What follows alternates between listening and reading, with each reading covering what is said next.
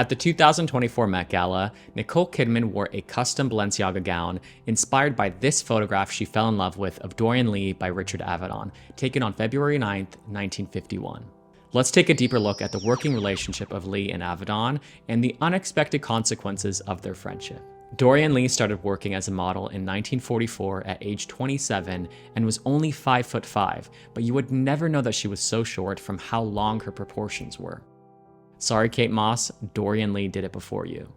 Avedon and Leigh started working together in the late 1940s, and she quickly became one of his favorite muses of that era. But perhaps the most impactful job they ever did together was the Fire and Ice Revlon campaign from 1952, which was a big success for the company, winning Advertising Age's Magazine Advertisement of the Year award. Years later, Revlon recreated the campaign with Jessica Biel, which is also like the theme of the Met Gala this year, Sleeping Beauty's reawakening fashion. Although she was known as Dorian Leigh, that was the shortened version of Dorian Elizabeth Leigh Parker, and she was not the only Parker to make a splash in the modeling industry.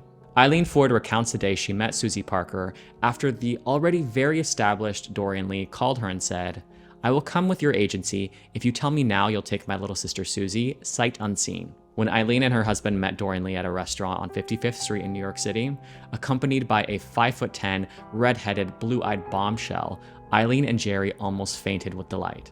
Eileen later told Vanity Fair magazine she would have signed Gargantua to get Dorian Leigh to her agency, but instead, she got an incredible young talent oozing with potential. When Dorian introduced her little sister Suzy to Avedon, he told Dorian, "I don't know if I can work with someone so beautiful. There may not be enough I can do to create something of my own."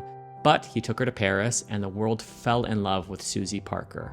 Christian Dior proclaimed Suzy to be the most beautiful woman in the world.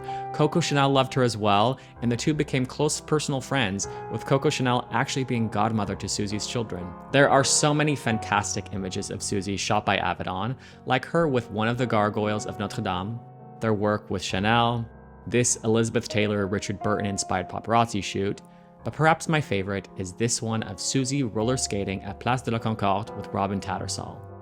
It is optimistic, dynamic, just such a joyful expression of kinetic energy and the fantasy of fashion. Dorian Leigh embodied a European sophistication and maturity, whereas Suzy Parker represented the wild American spirit.